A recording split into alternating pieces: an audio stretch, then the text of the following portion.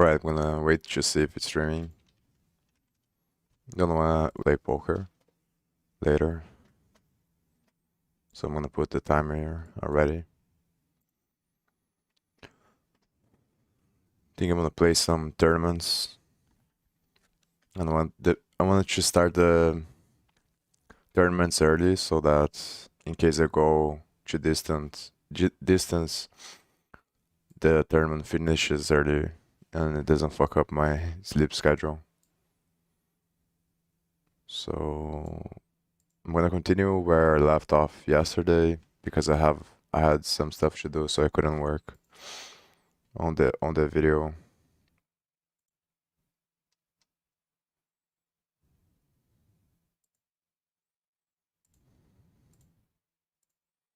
And I stopped on this one. So I'm gonna put some music and then continue to work on this stuff.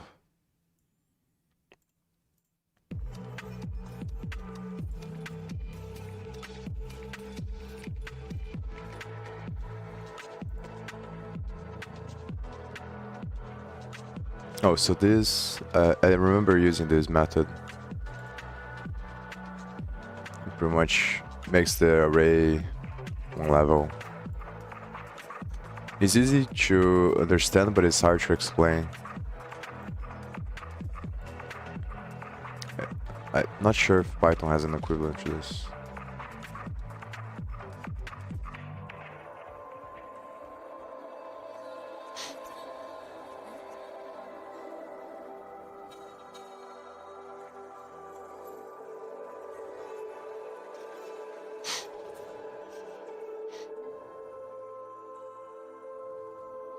Yeah, so NumPy has it, but I think Python doesn't have it built in.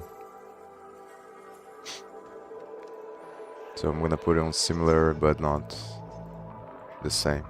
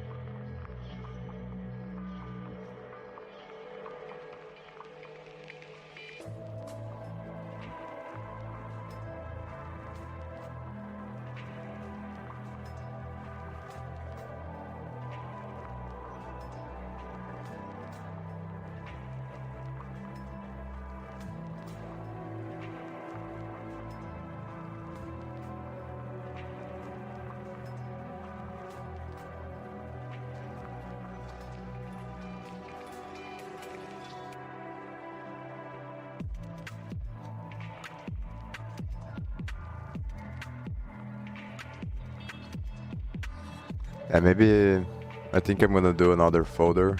I didn't want to do that because of how many levels, but I think it's better probably to put array methods and then create the folder of array methods, then put all of this on that folder and then create two different ones for strings and objects. I think this is one of the hardest videos to do, and it's probably gonna be very long because I don't know how short I can make this with that many methods. But I also don't think it's worth it to separate them now. Maybe I'll do in the future. I think I'll take all the clips and then make a bunch of videos with the single clip of the explanation. And maybe even separate them. So this is one idea that I had, which is to create a library that explains everything on the two languages for people that don't want to read the documentation. And it's hard to find. I want to make it so that the videos are very straight to the point and simple to understand, and without any introduction or anything like that, because most videos have too much delay, or they add not a bunch of stuff, but there's some things that for people that just want to see the methods and the explanation of how it works, it messes up the video, I think.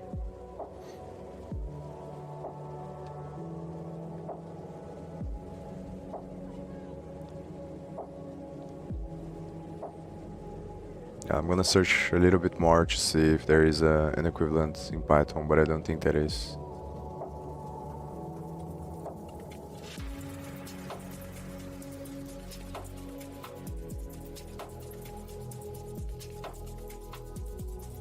Yeah, it doesn't have any.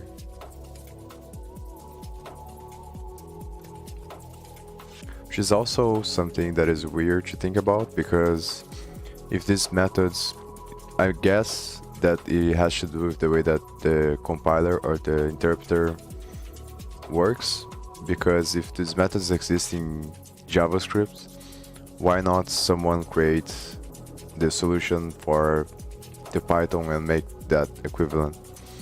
But I guess that's kind of what NumPy is for a lot of these cases, but it's weird that it's probably something that has to do more with the infrastructure of the way things work in practice of different teams. I was thinking about this the other day, actually yesterday or 2 days ago, after I made the stream, and I talked about why I don't understand that different languages have different syntax for each thing. But I think I do understand. I think it has to do with the way that human beings evolve in space-time. So whenever you have distance between human beings, we create different languages. These languages evolve over time because they're an extension of how we adapt to the environment. It's the intelligence of the collective consciousness that feeds the data into the network of human beings. And that's the reason why different access start showing up depending on the distance. The bigger the distance is, the more likely it is that a new language is going to be formed. And the range is, so first you have a language, then it starts increasing the number of people and increasing the distance. Then you start having accents, and then after that you have different languages. And that's one thing that the internet changes as well.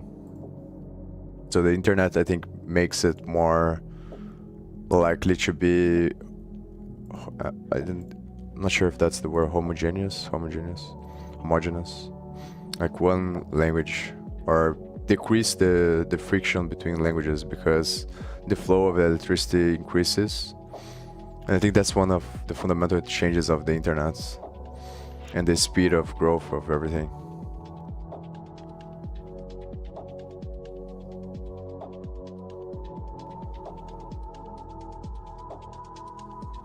I'm just gonna go that there isn't any.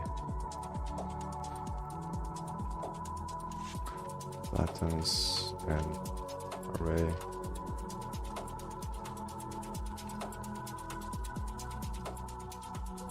Strong matrix. Single number.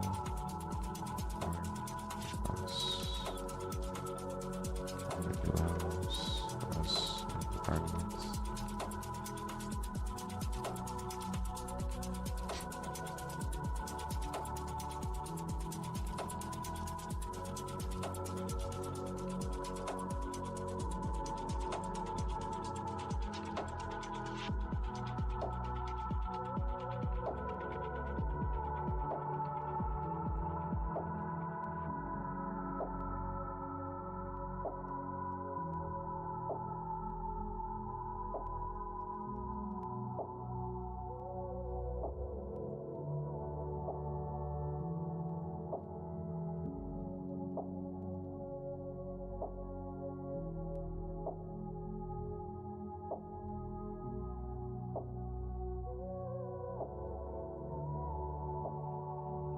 I think I'm gonna close this thing here. I'm reluctant to close because I might not remember how to get here, but I don't think it's gonna be very useful. I think it's more efficient to just search for the things that I'm looking for.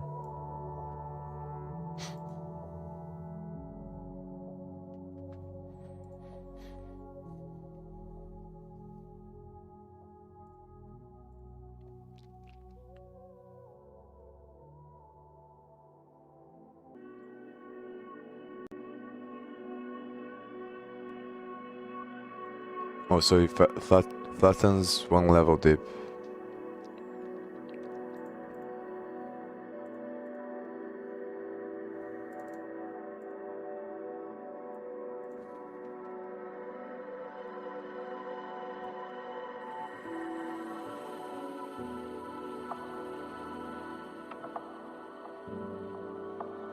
I think that's understandable. I'm gonna move on to the next one.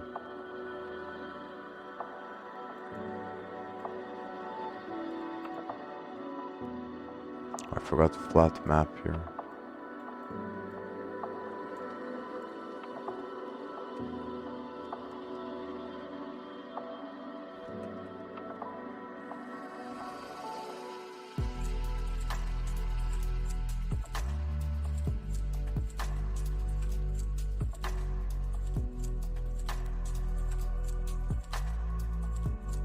So it's like the map and the flats have had a baby.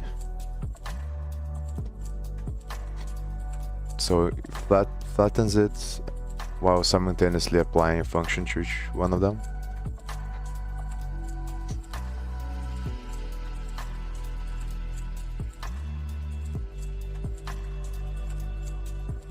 Also, does the function first and then flattens.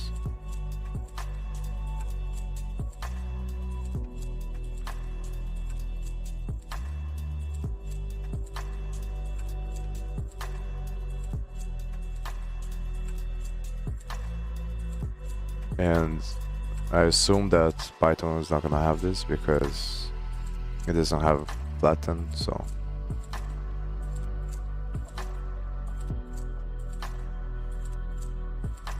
I'm gonna put the red thing in Python.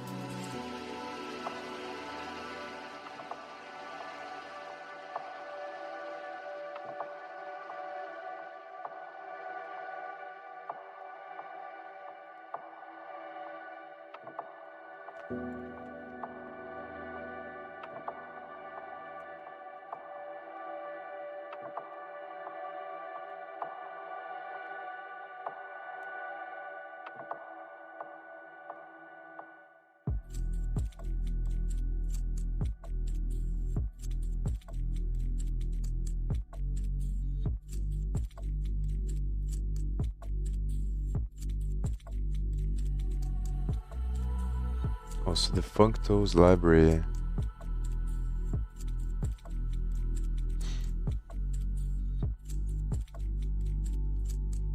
Maybe the functors has these functions.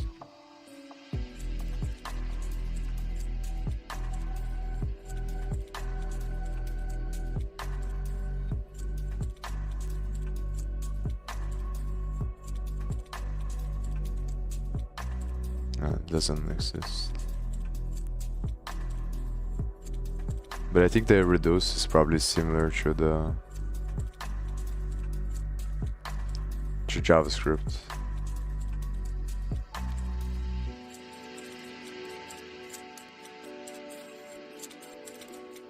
I'm just gonna put that Python doesn't have it. I'm gonna put in red this one.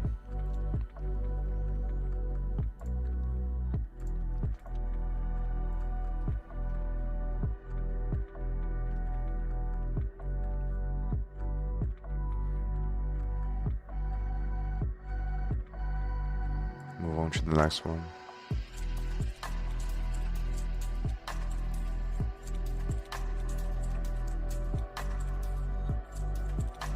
It's pretty easy to understand this one.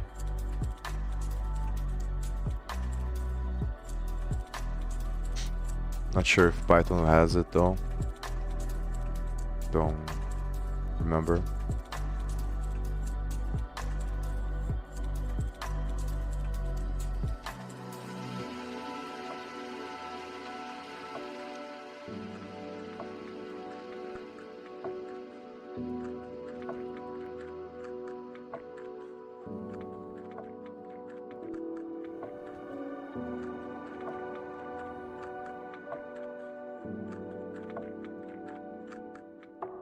So it's just a normal. You just have to loop normally.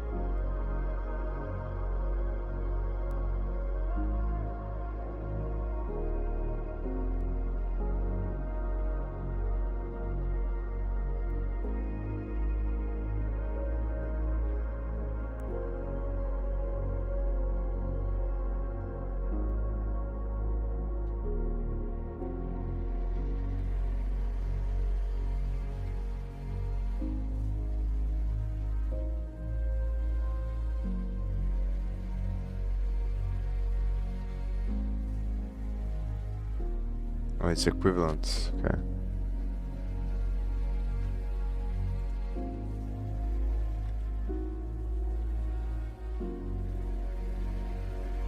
So I think I'm gonna put green on this one.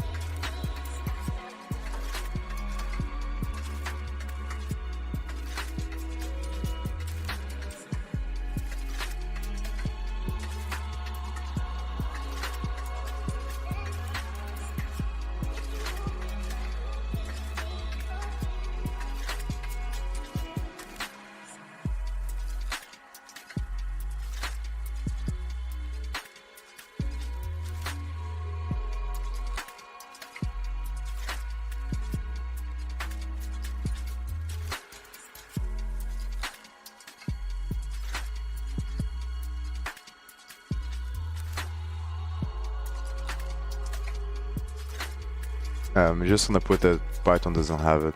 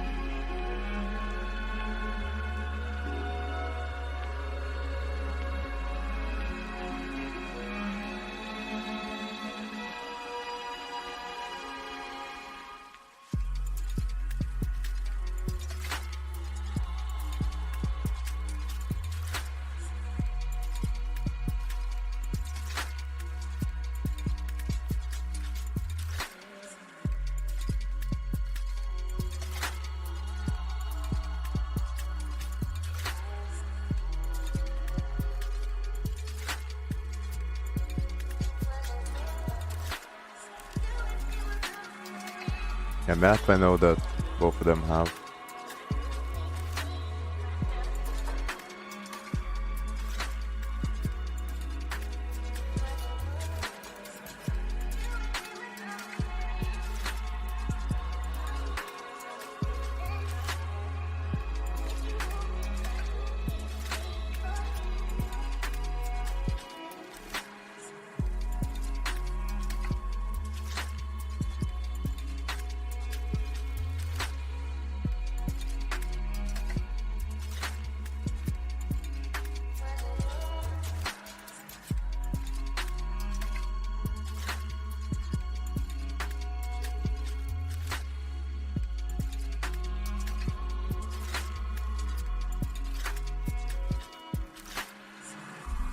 Yeah, I'm gonna search for the difference between for each and map as well, because it seems like it's the same thing.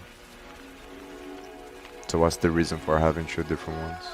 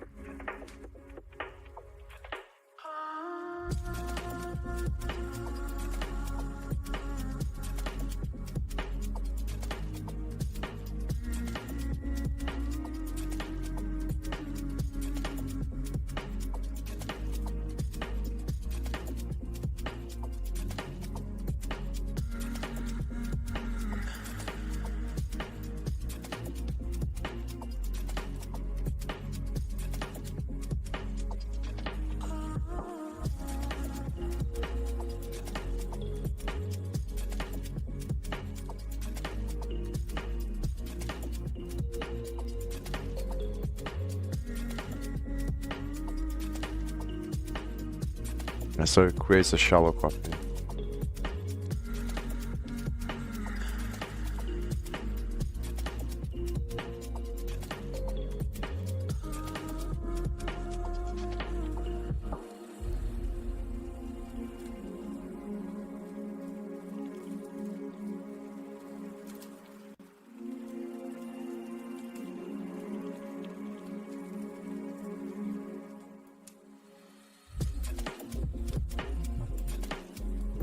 Oh, for each is unchainable.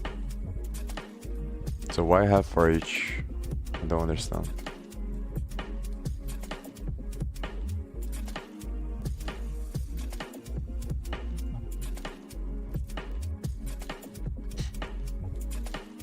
There must be some other difference. Always because of the stuff that I just talked about earlier, where because of the evolution of things.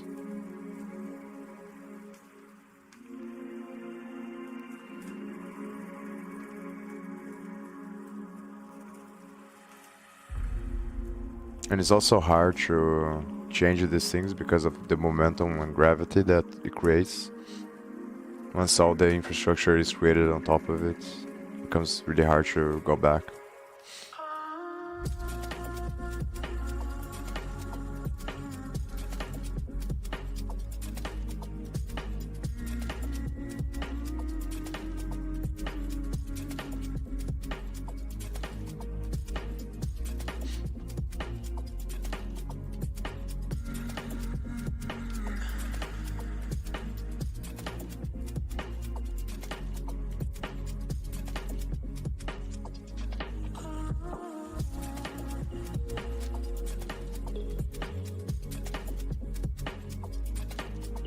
Yeah, that's the difference then.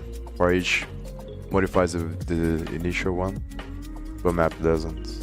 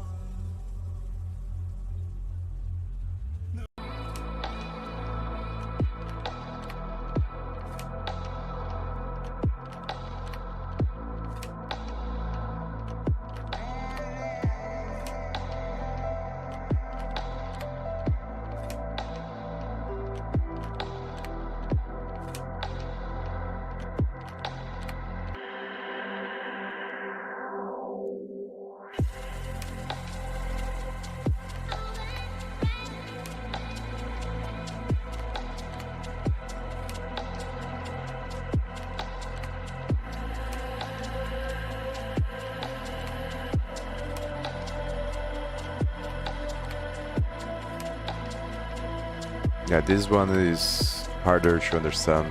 I'm gonna have to spend more time on this one, I think. On the time, I don't think I'm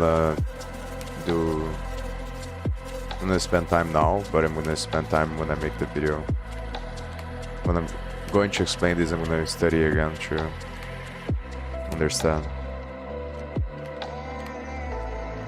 Because it's hard to explain in a way that is simple to understand.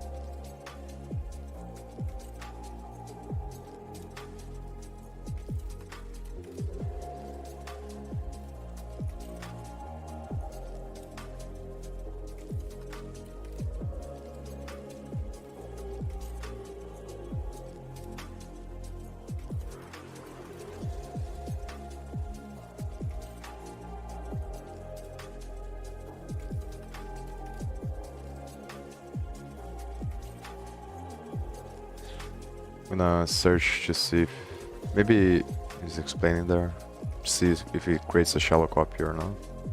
Or I think it modifies the original array. That's what makes sense to me. Because you're actively changing, but maybe not. Maybe it just creates the shallow copy, does the operation, and then returns the value.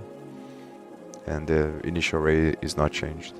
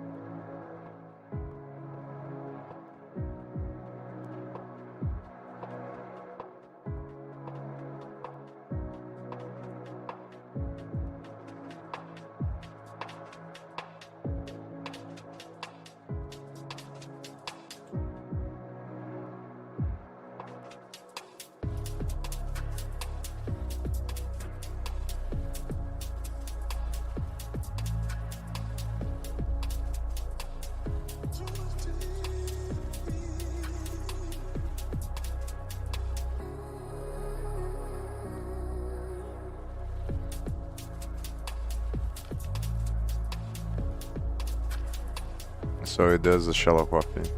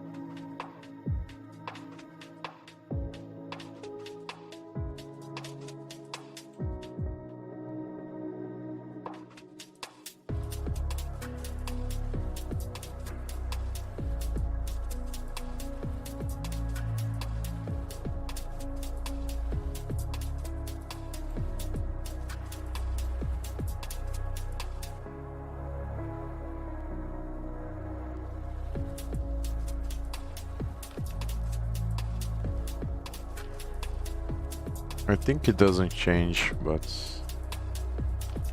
not 100% sure. Because it creates a... It doesn't create an iterable, it returns a new value, but I think it doesn't change the original array.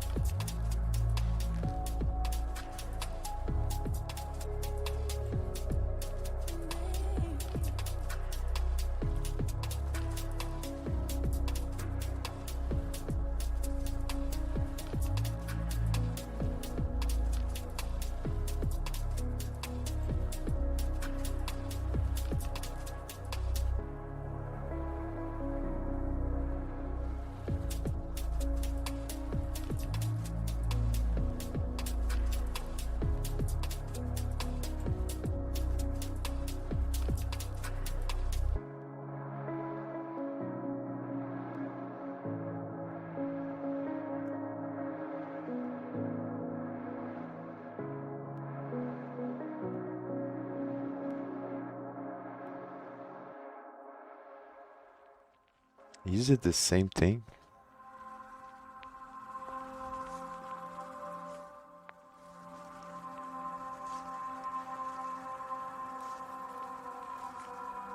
I think it's a different function. As this one is applying this function to this. Yeah, I think I have to spend time studying this thing. Because I'm starting to think they are different.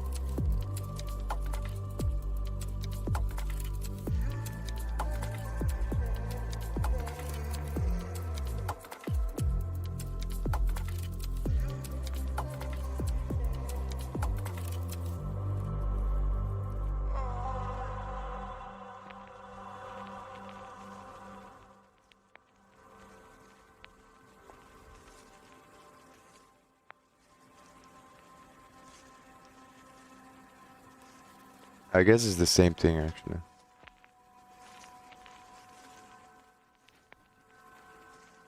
Because you're also passing a function in JavaScript. It's just confusing because of the names, but it's the same thing. Because here A and B would be the accumulator. So I'm gonna put this here so it's easier for me to understand later.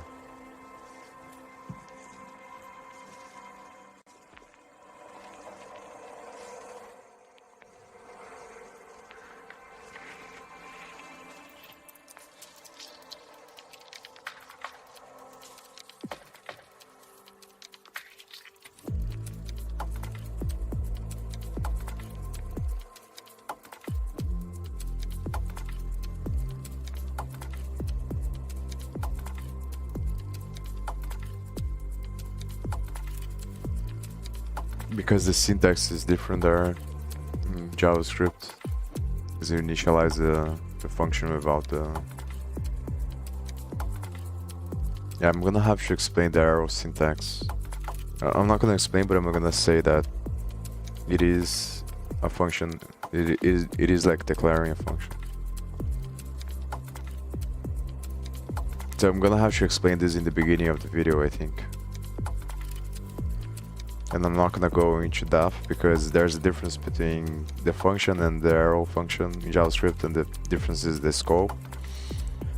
When you use the arrow function, the scope is the one above the function. For the this keyword, it changes the meaning of the this keyword on the scope.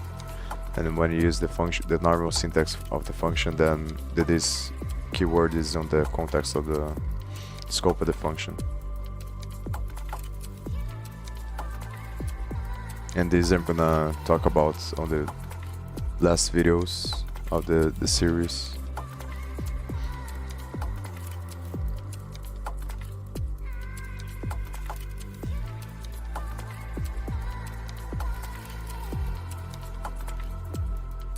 This is reduced right. Yeah, but it's the same thing probably.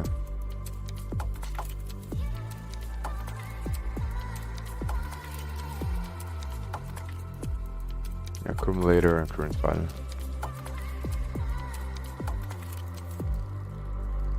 I'm thinking about not even mentioning this methods because but maybe yeah, I think I'm gonna do what I did, what I said I would do, which is to leave them in the end of the video because they're not that important, I think.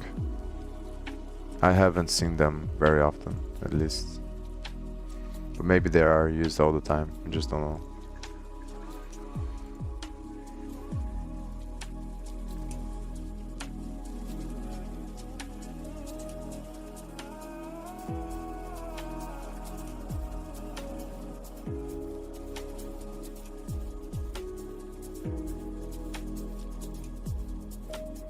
What the fuck?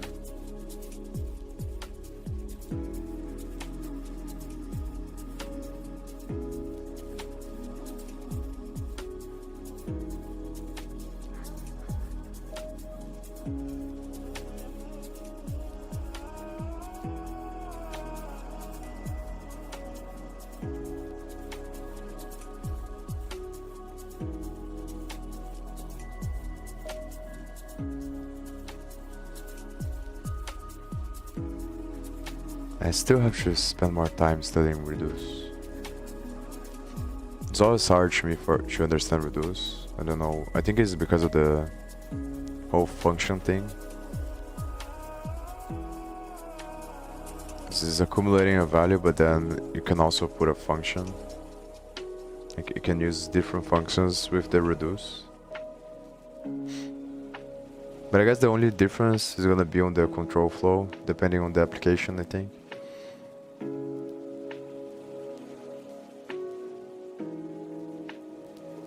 And then the control flow changes the output because it changes the conditions for the accumulator. But it's still kind of difficult to understand and to explain this.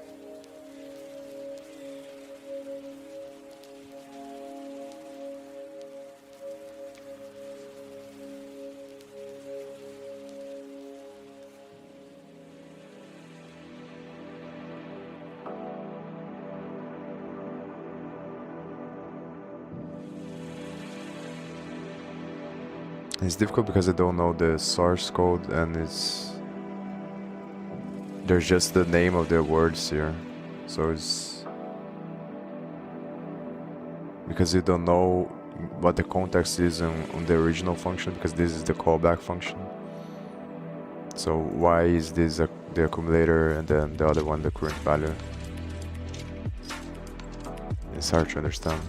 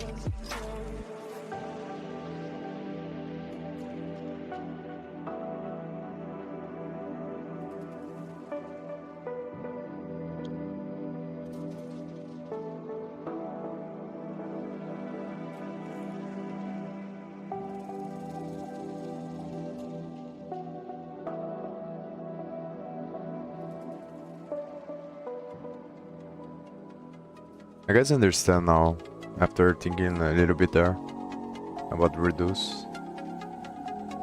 So the original function is gonna accumulate whatever operations you do. You start with the initial value, then whatever operation you do is gonna add that into the accumulator. And the operation has to be based on the function. So I guess you would get an error if the function doesn't allow you to accumulate through the initial value. So if the initial value is an object, for example, and then you try to do something, then it's not gonna work, I think. That's the main point of confusion that I have, I think. Because if you have an object inside of the array, then if you're gonna accumulate, it doesn't work. Or if inside of the function that you're using to accumulate, you put an object and then you try to add it, it doesn't work. But I guess then you just get an error. And let me try here.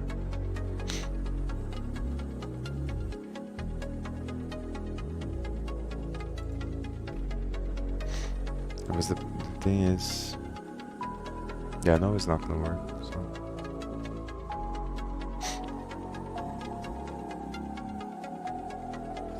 It's just difficult to picture.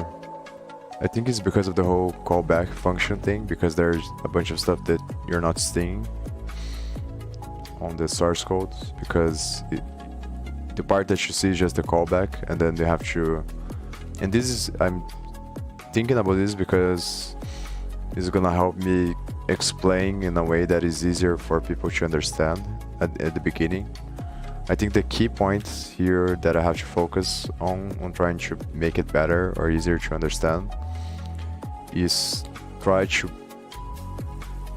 explain why does the function have a meaning. I think I'm gonna have to talk about callbacks, I think, as I explain this. I'm gonna go back to the stuff on callbacks that I had.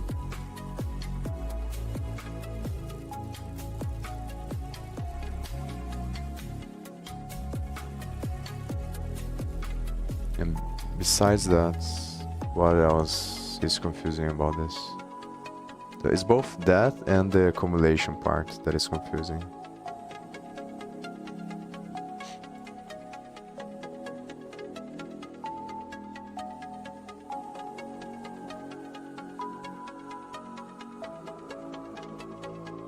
Maybe I'm overcomplicating it in my mind.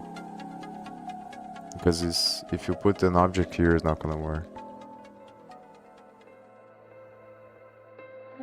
The accumulator has to be the initial value of the thing, I think.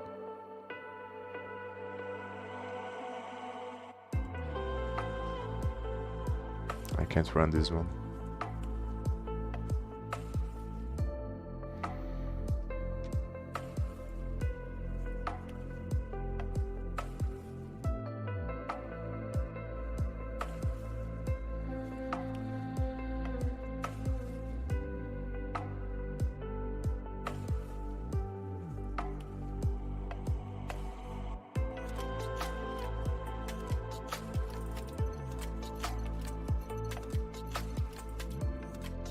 Yeah, the accumulator is the initial value, and then it just applies the function based on that.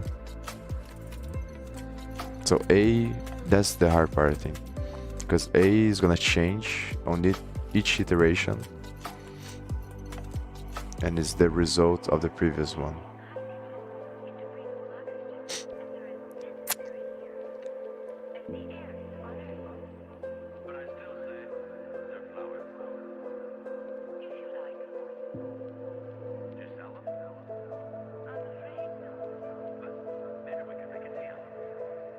Now what if I do this here?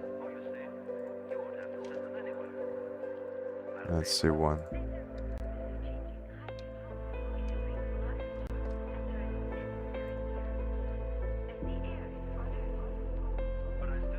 And it doesn't change.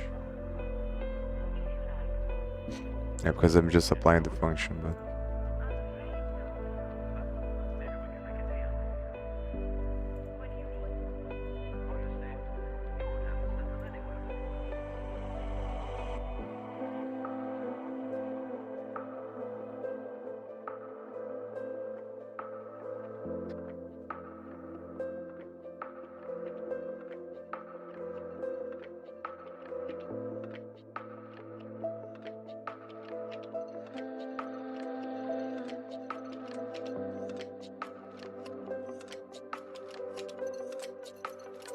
yeah, so A is changing in each one by one. Or no, maybe not. And B is changing. Yeah, because B is the current value, so B is the values of the thing. And it starts off on the second one. And so A is gonna be either 0 or the value you specify. And then B starts changing on each other one.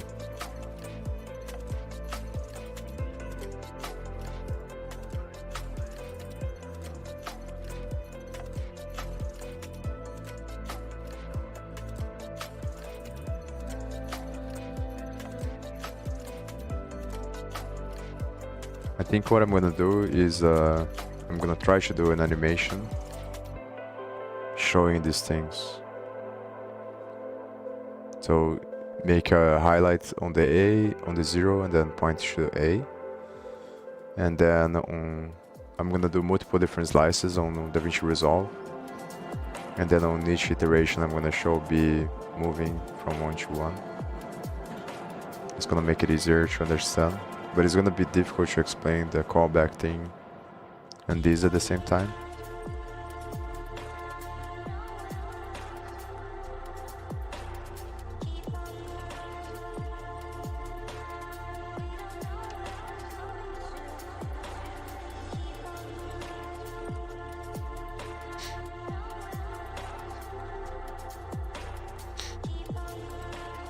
Is this connection of the arguments as the callback function and the function itself that is confusing to understand?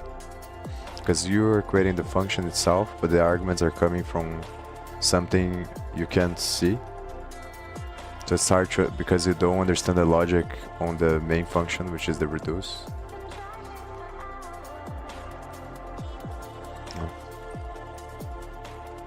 Could have done this, but I think it's good to think about it. I'm probably gonna show the source code as well in Python. In JavaScript is harder to find, so I think that's why I didn't do it. in the beginning. And to do that on VS Code, you just press F12. Because this is just the declaration of the function. I think this works similar to the headers file in C++.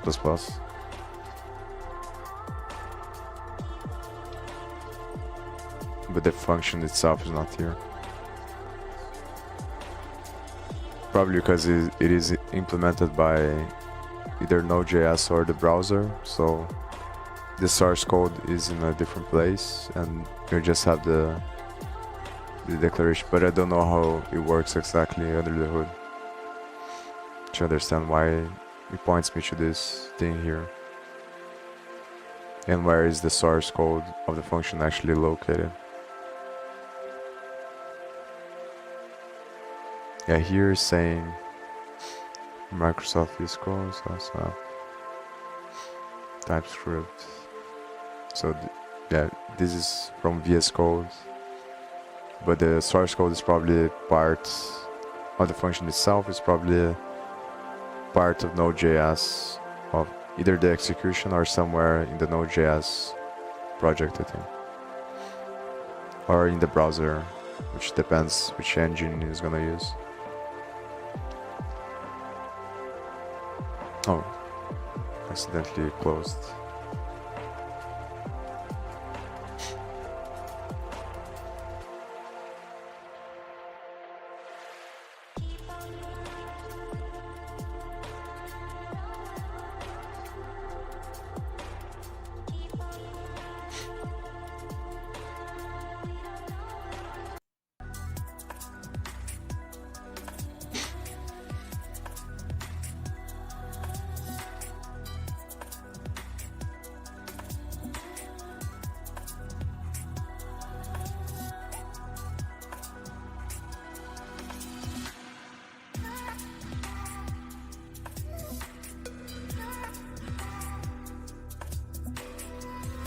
Initial missing is the default and is an object.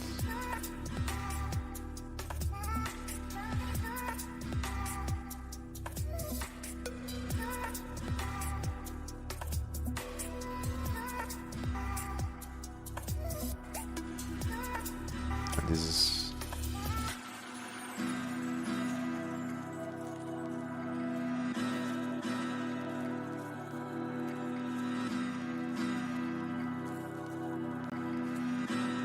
not sure where this is coming from. It's probably a built-in function. So this is part of the class, I think, functools class. Or maybe not. Oh, the functools file, but not the.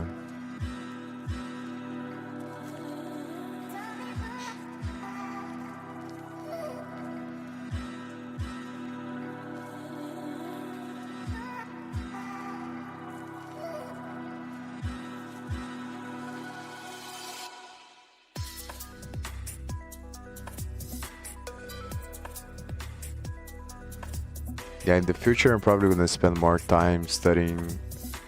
I have to start, because it's hard. I remember having this problem a bunch of times. It's hard to understand how to find functions in Python that are part of the source code of the language itself in the computer. And I think these are a similar situation where you can't just go to the definition using the shortcuts.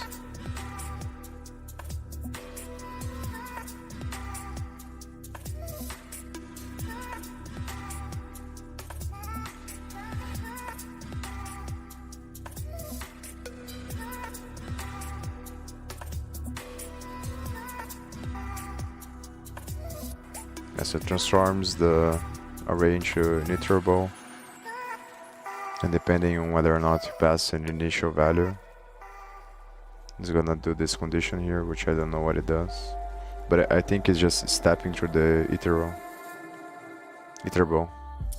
That's what this function is doing.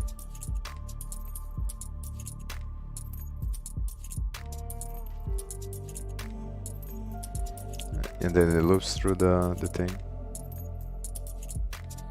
But maybe not, because oh no, I think this is moving one, so it's the thing that I was talking about, where because the first element is gonna be the accumulator, this one gets the second element and it starts the loop through from the second element. I think that's what this is doing. So here would be like the sequence, it starts from 0, then transforms that into an iterable, and then moves to 1 based on this, because the initial value is gonna be the accumulator, which is the first value of the list. And if you don't pass, and this is the default, if you pass a value, then the initial is the initial value, and then it's gonna apply the thing to the whole sequence. That's what's happening. And then what it does is applies a function to the value and the element, which is the value is the accumulator,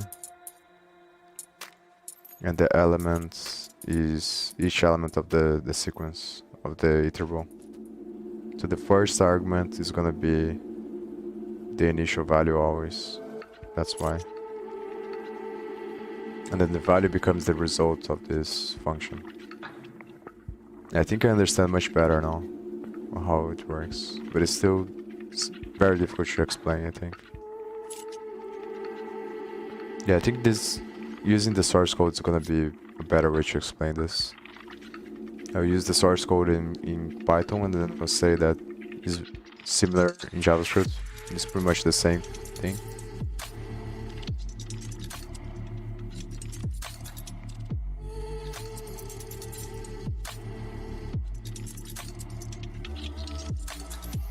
But the thing is, you don't necessarily need to accumulate the elements. That's the thing, because it's gonna depend on what are you doing with this function here. I think that's why it's a little bit confusing based on the example. So although there can be multiple different applications if because the first value is gonna be always the same, and then you're gonna use the other elements to change, to do whatever you want with the first value, with the initial value. So don't necessarily need to add them. I can do whatever I want, and I can incorporate different objects and things like that if I want. Then obviously you just have to keep in mind that the value is always going to be reset on each iteration, because it is going to be the result of the thing. So if you're not accumulating, then it's going to reset, because you're just applying the function again. If you don't change the value each iteration, then it's kind of pointless, because there is no effect, I think. Yeah, we're gonna spend more time studying this or remembering this stuff when it gets time to explain. And I think this is probably gonna be one of the hardest ones to explain.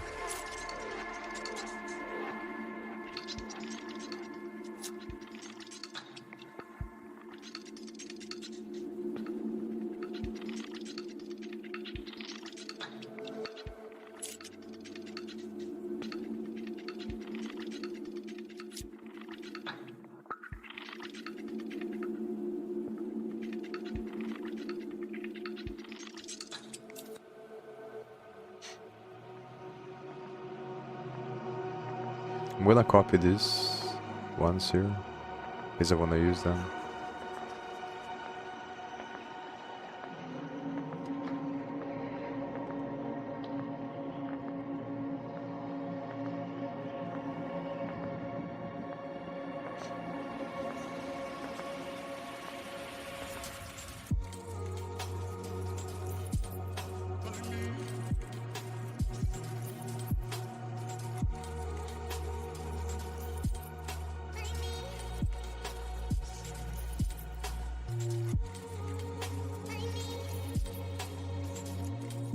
Because they are exactly the same, so it helps for the comparison.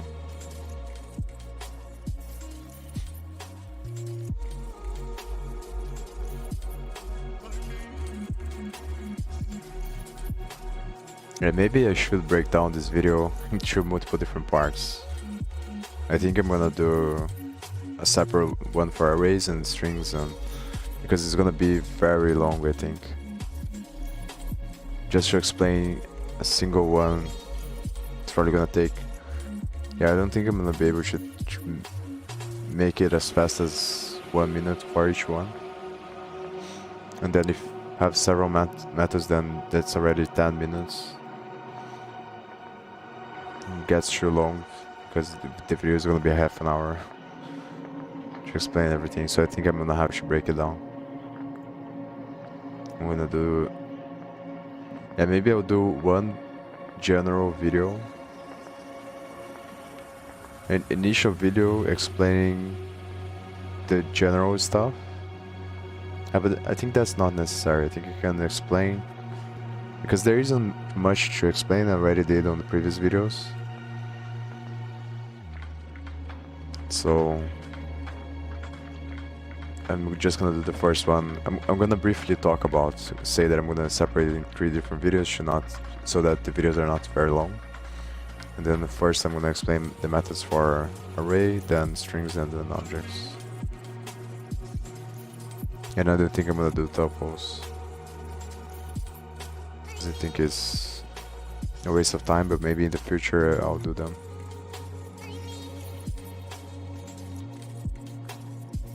I think the most useful ones are arrays and strings, obviously, and then objects, object methods.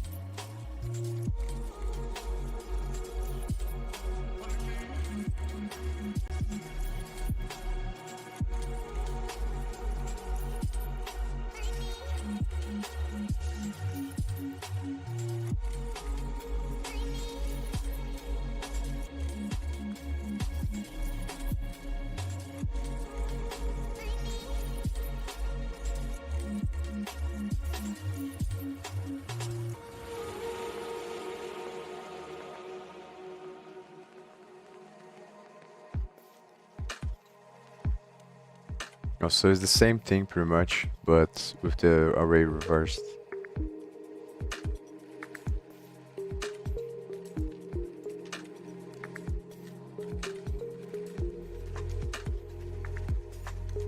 I think I'm gonna put.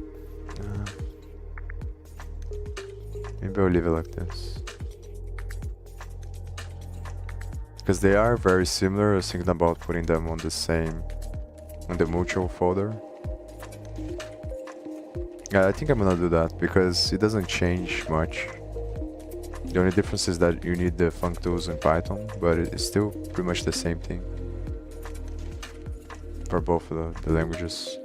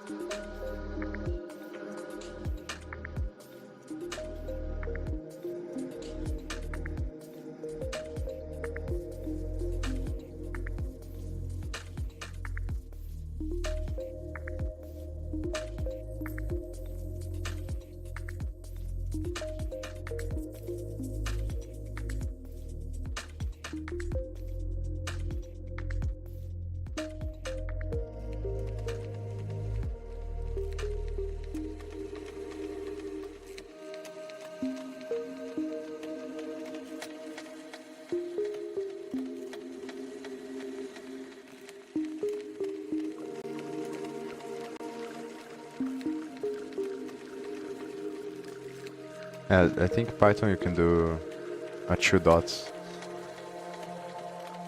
Now when should I explain this kind of stuff? Where you can use the 2 dots inside of the the square brackets, I think that's how you say it.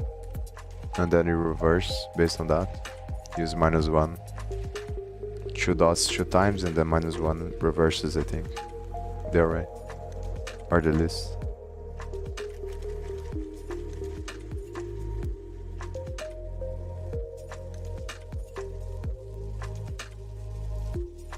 Yeah, that's what I was thinking about.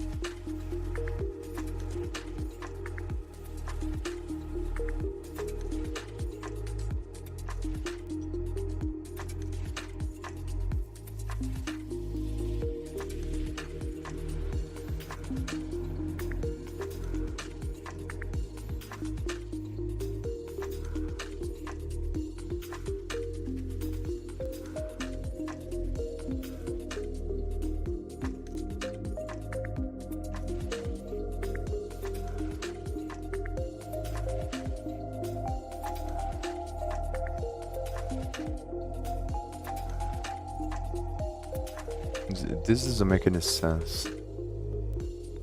Because he's saying the answers are good, and then he was probably asking to make your own method. But here he's also using stuff from Python, which is the syntax. I don't understand.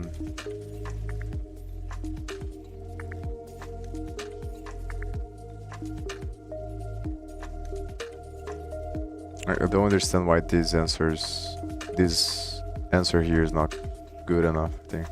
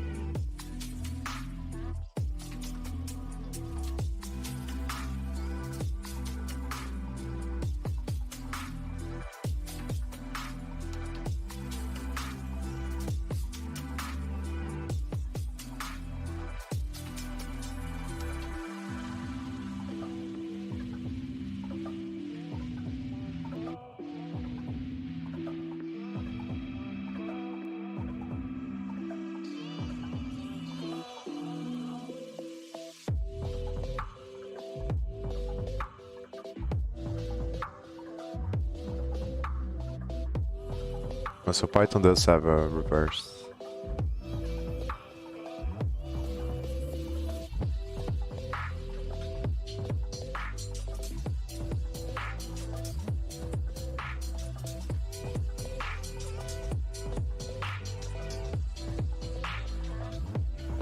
I think this modifies the original array because of the in place thing here.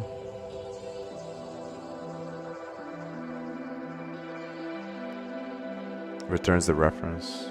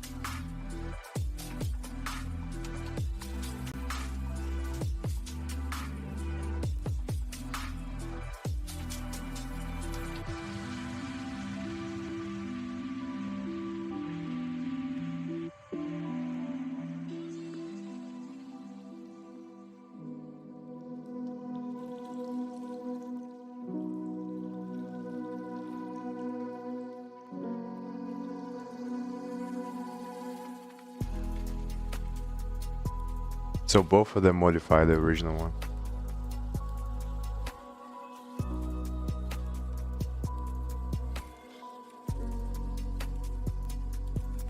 That I think is the same thing.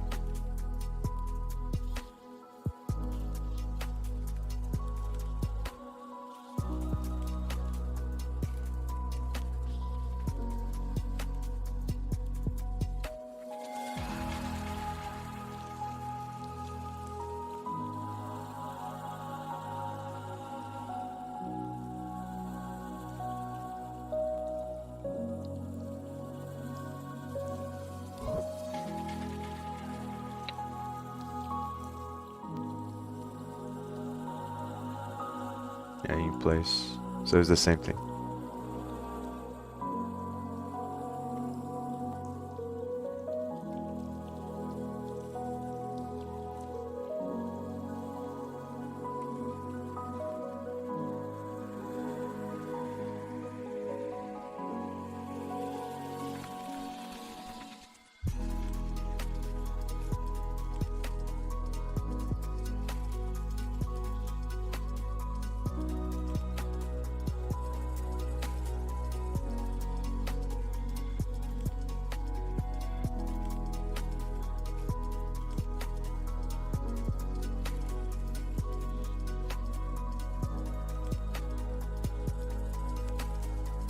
I'm gonna move on to the next one.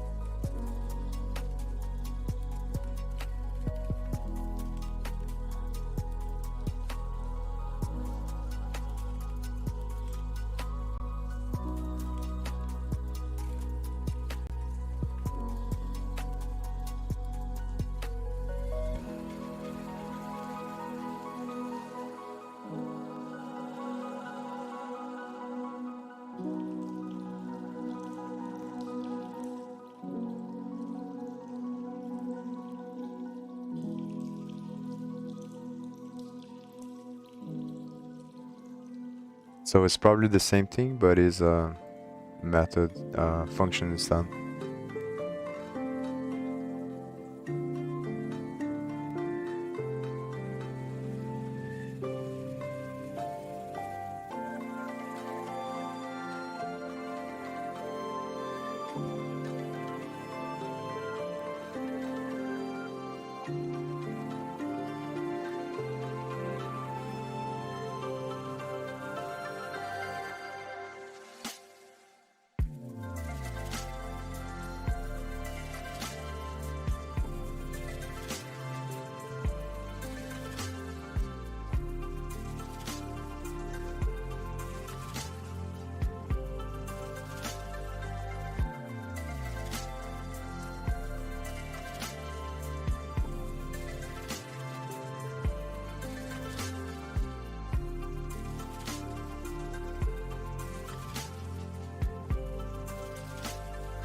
I don't think I'm gonna leave this stuff as I'm making the video. I'm just gonna leave it here so I remember later. Because I'm gonna film them one by one into small clips and then add all the clips together. So before I do each one, so I remember what it is about having to search for stuff.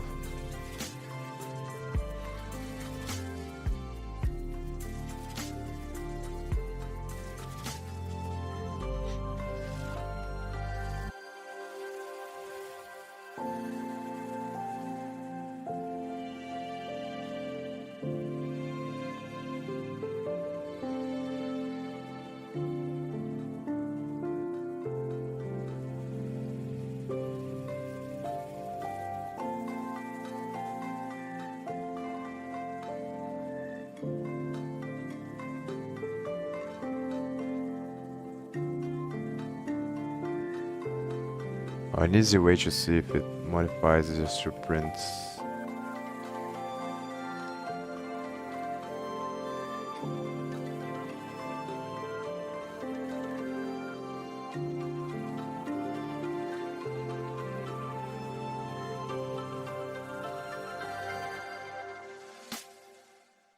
So it doesn't change the original one.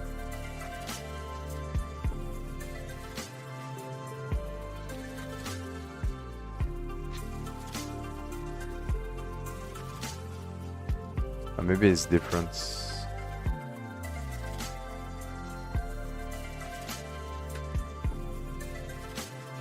Yeah, I think it's slightly different.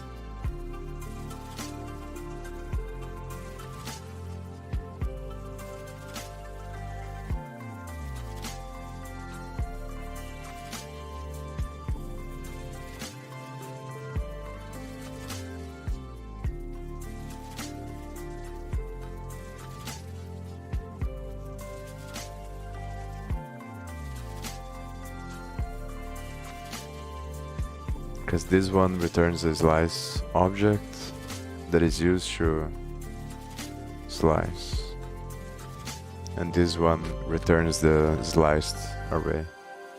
So it's slightly different, I think.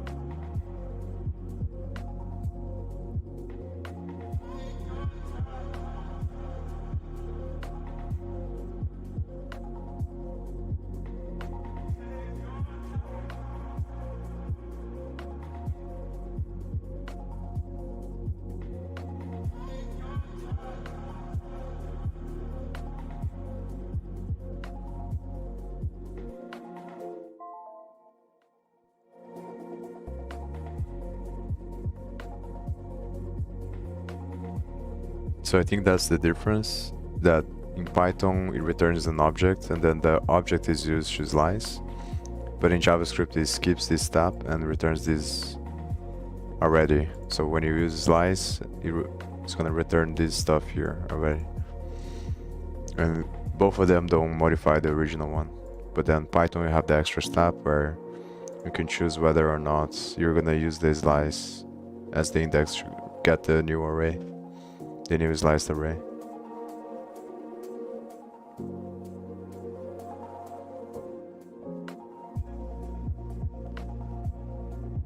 And in JavaScript you just get that automatically.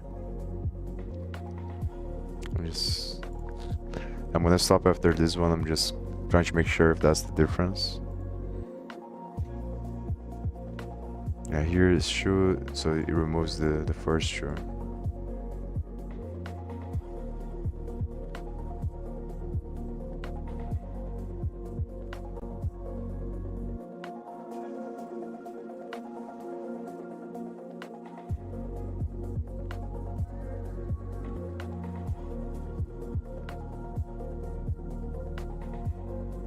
Yeah, so there's another difference, which is in Python, the argument you pass is the portion that is going to be sliced, or that you're going to return, and in JavaScript is the portion that is sliced from the thing.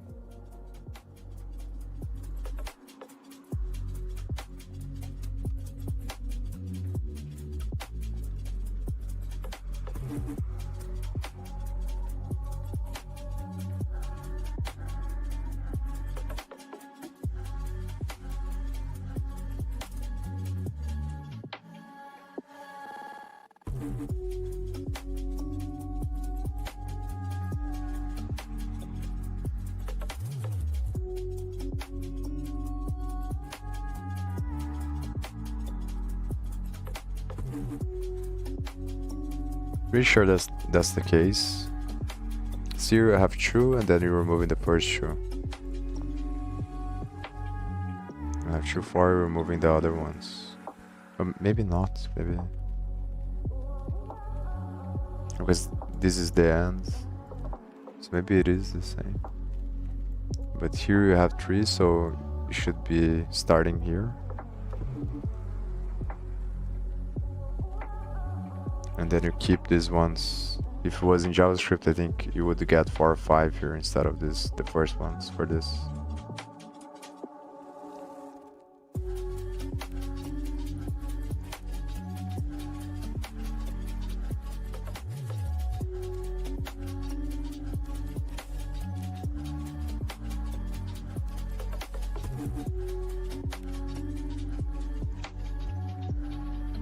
Let me ask ChatGPT.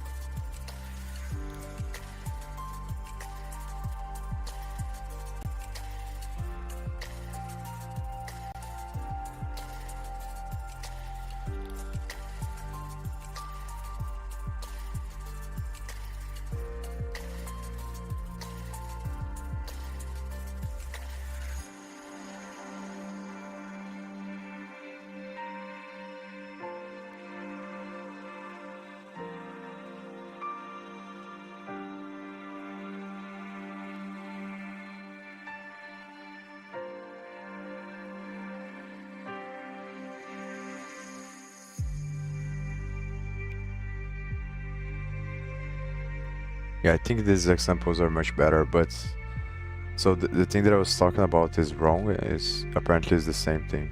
I was just confused there.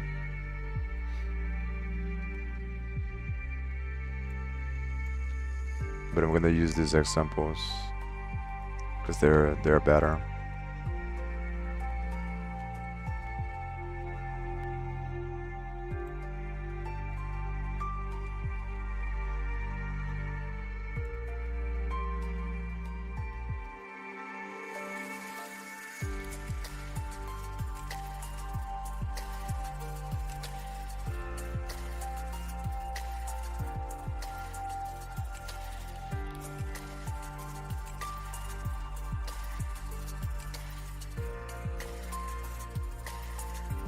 Yeah, so similar but not the same.